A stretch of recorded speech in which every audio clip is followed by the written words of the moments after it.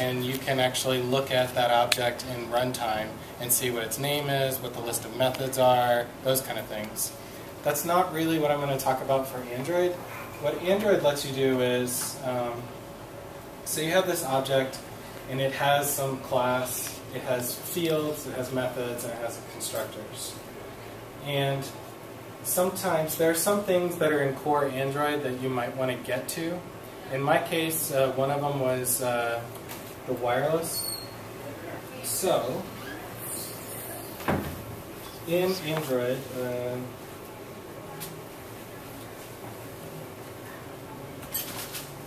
when you want to look at the Wi-Fi configurations on a device, you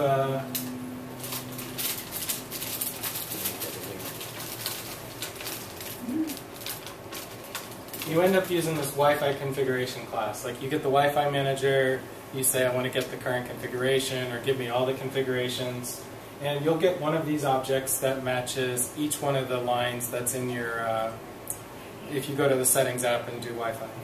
So you'll notice all these @hide annotations, and you'll see these a lot in the Java source code or the Android source code.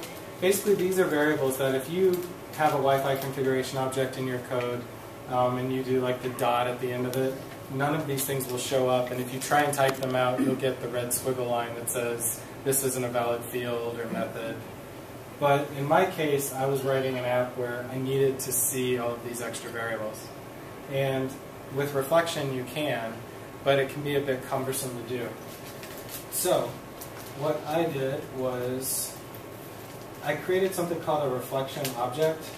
I'm probably not the first person or the last person to ever do it, but effectively what it does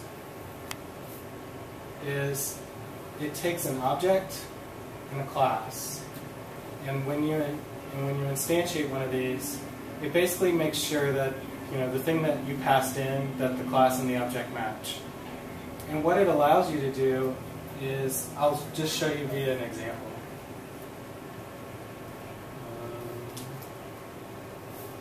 So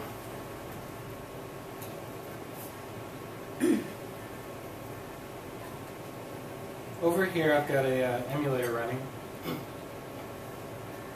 and I've got an app here, and it's got the time that I just built, and then this time right here is actually being pulled on an NTP server. And I didn't write the code that talks to it over NTP. There's actually an NTP client class that's in the core of Android, and I'm using that hidden class to pull that NTP server and give me my information back. Now I could use reflection, and reflection looks kind of ugly, but by using my, so this is what the SNTP client looks like in the Android code. So it's completely hidden, and there's different things there, like it keeps track of certain variables like the round trip time and stuff that I don't care about right at this moment. But what I want to show you is, so here's my SMTP client. It extends reflection object, and I'm actually going to fake out the interface to the hidden class. And by doing that, in my code where I use this, it ends up looking like this. It ends up looking almost exactly as though I was using the SMTP client from inside core of Android. So the way it works is I define a class name here, and all of this code is on GitHub, and it's public, so you can go take a look at it. You can download the app, run it yourself. I'll post that up in a second or show you the URL, or send it out to the list. So when I'm calling getTime, I'm giving it a host, an NTP server, and the amount of time to wait for a response. That's actually my method that I added, but all of the rest of this is basically the boilerplate code for using their class. So when I say new SMTP client, I'm actually getting one of these guys. And reflection object, since you notice I don't have a constructor here, reflection object is actually smart enough that when I say I want a new SMTP client, the constructor for reflection object is smart enough to figure out how to instantiate the Android SMTP object for me without me having to declare a constructor. So then when I say client request time, so here I've actually stolen the doc strings and then the prototype for request time. But you'll notice I'm calling invoke Boolean method. Here's the name of the method, and then the two arguments that match here. And what it actually does for me is it goes into that object, finds a method called request time that takes a string host, or takes a string and an int as arguments. It calls that method for me, passing my arguments, gets the result back, casts it back to a Boolean, and then returns it here. So effectively, this is like the proxy pattern if you're used to something like that. But it's a proxy pattern for hidden code. And by doing that, it makes it so that my code looks like this and doesn't end up looking... If you've ever seen any real reflection code that's not nicely abstracted like this, it's a paragraph or more just for a single function call. So that was the main thing I wanted to show you. I wanted to show SMTP because the code for it was very short and simple, and I only wrapped two methods, three methods maybe. But you can see, like here, this one just returns a long, this one returns a long, and that's it. I leave all of the rest of the methods and fields on that class hidden because I don't need them. So to show you what I originally used it for, I will turn the Wi-Fi information back on.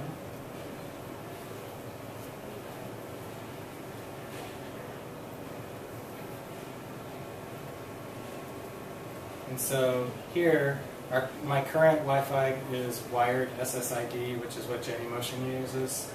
And I'm actually getting access.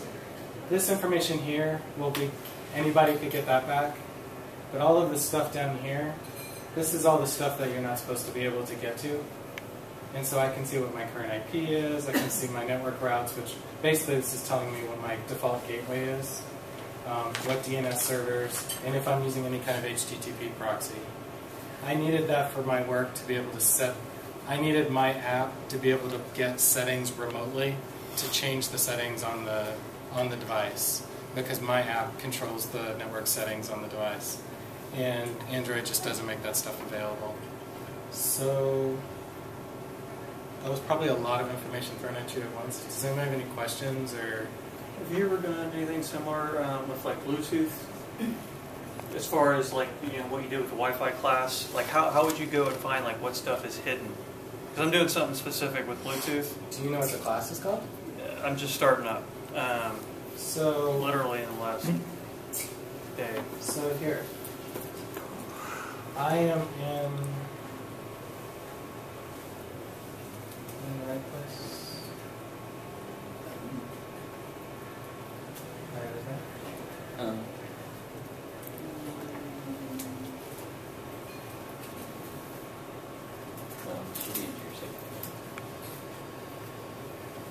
So here's a bunch of Bluetooth classes. This is actually the Android source code for KitKat. If you wanted to, I know you can't read that. Oh,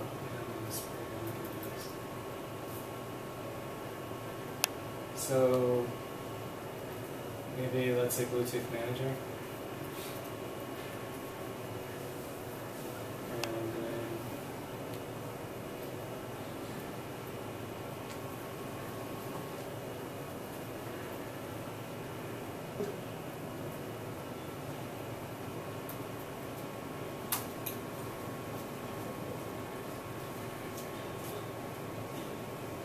So we could just search for like @hide. So here's, well, it's a constructor, but okay. So for example, there's nothing really hidden that you would care about. I get a picture. Yeah. But you can go through their code. You can find the kind of stuff that you might be interested in, that you might want to poke deeper, and then you can use that reflection object to make it a lot easier to actually call those things and get at those fields. Oh, and the reflection object class I created.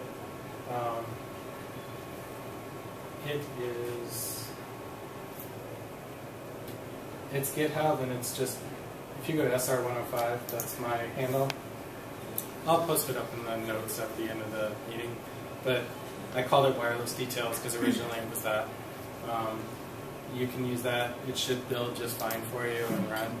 The downside to using reflection is the SNTP class hasn't really changed in 10 years, but if they change it next year and you run it on that machine, it might break because they might change the name of the method or they might change the arguments. And also reflection is a lot slower than just a native call because it has to look up something, retrieve information, so it's more time consuming. The other thing reflection like this allows you to do is, one of the things that we used it for was the ability, our Android app, we wanted it to be able to take some information and process it, but we wanted the processing component of our app to be flexible. So we actually download a jar file from the internet, and we load the jar file into our app, and then use reflection to find the processing method and call it on that jar.